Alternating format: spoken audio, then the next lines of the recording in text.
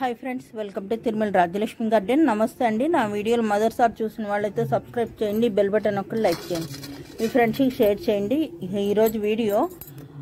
పెటోనియాస్ అంటే శీతాకాలం పూసే పెటోనియాస్ ప్లాంట్స్ విత్తనాలు ఎలా నాటుకోవాలన్నది ఈ వీడియోలో చూపిస్తున్నా అయితే మట్టిలో కంటే ఇది కొబ్బరి పొట్టులో చాలా తొందరగా వస్తాయండి లేకపోతే కొబ్బరి పొట్టు లేకపోతే ఇసుకలో అయినా వేయొచ్చు మట్టిలో చాలా ఆలస్యంగా వస్తాయి ఒక 25 రోజులకు గాని రావు అసలు ఇవి చాలా లేటుగా వస్తాయి అన్నమాట ఈ విత్తనాలేమో ఇలా ఉంటాయి మన తోటకూర విత్తనాలలాగా సన్నగా ఉంటాయి అన్నమాట వీటిని ఇలా నాటుకోవాలన్నమాట కొబ్బరి పొట్టు తడిపేసి ఇలా ఈ విత్తనాలు వేసేస్తున్నాను అన్నమాట ఇలా పూర్తిగా ఇలా జల్లేసేయాలి తడిపాలండి కొబ్బరి పొట్టు గాని ఇసుక గాని తడిపి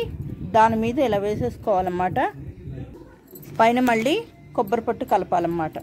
ఇలా మూత పెట్టి నీడలో పెట్టాలి అంతే ఫ్రెండ్స్ ఈ రోజు 4 రోజులు అయింది పెటోనియా సీడ్స్ వేసి ఎలా ఉందో చూద్దాం రండి ఇదిగోండి బాక్స్ లో మూత పెట్టాం కదా ఆ విత్తనాలు ఎలా ఉన్నాయి మొలకొచ్చాయి లేదా అదిగోండి అబ్బో వచ్చేసాయి చూశారు కదా 4 రోజుల్లో వచ్చేసాయి కోకో పెట్లో వేస్తే 4 రోజుల్లో వస్తున్నాయి అదే గనుక మట్టిలో పెడితే 14-15 రోజులైనా సరే మొక్క రావటం చాలా కష్టం కోకో పెట్ వాడండి కొబ్బరి పొట్టు లేదా ఇసుకైనా వాడండి తప్పకుండా వస్తుంది ఇవి శీతాకాలం పూసే పువ్వులు మొక్కలన్నమాట పిక్స్ పెడతాను చూడండి చాలా బాగున్నాయి ఇంకా వస్తున్నాయి ఇంకా అయినా మూత పెట్టే ఉంచాలండి ఒక 4-5 రోజులు మూత పెట్టి ఉంచితే మళ్ళీ నీరు పోయక్కర్లేదండి అది చెప్పడం మర్చిపోయాను మొదటిసారి కోకో పెట్టలో నీరు పోసి విత్తనాలు వేశాక మళ్ళీ నీరు అన్నది పోయొద్దు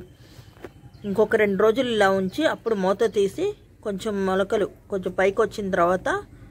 అప్పుడు మూత తీసేసి లైట్గా స్ప్రే చేయాలండి ఎక్కువ నీరు పోయకూడదు స్ప్రే బాటిల్తో స్ప్రే చేస్తే చాలు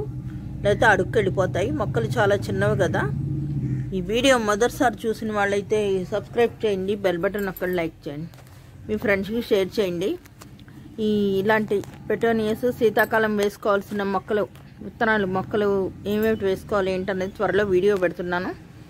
నా వీడియో అందరికీ యూస్ఫుల్ అవుతుందని అనుకుంటున్నాను కామెంట్స్లో తెలియజేయండి మీరు కూడా పెటోనియాస్ వేసుకోండి థ్యాంక్ యూ